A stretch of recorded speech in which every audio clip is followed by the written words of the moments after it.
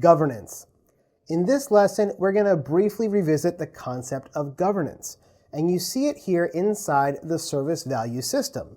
It's going to be part of that internal piece that takes our opportunities and our demands, works it through that middle of the service value system to come out the other side as value.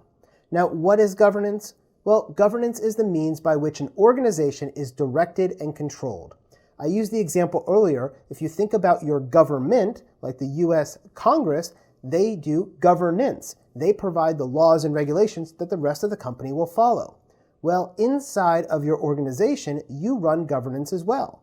Governance may be set up by those in the C-suite, your CEO, your CFO, your CIO, your CSO, or other high-level executives.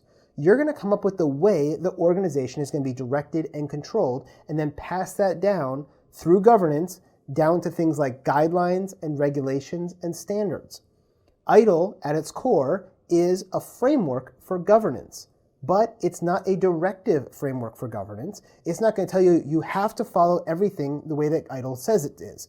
ITIL instead is a best practice, and you can write your governance based on ITIL. Now, when we look at governance at a large macro level in your organization, it's the way you're going to do things. You may come up with processes and activities and procedures for how you're going to handle something like change management. Every time you want to have a new server installed, it's got to go through this process that has 15 different steps and these many different approvals at this level. That is part of governance, the way you're going to control and organize and direct your organization.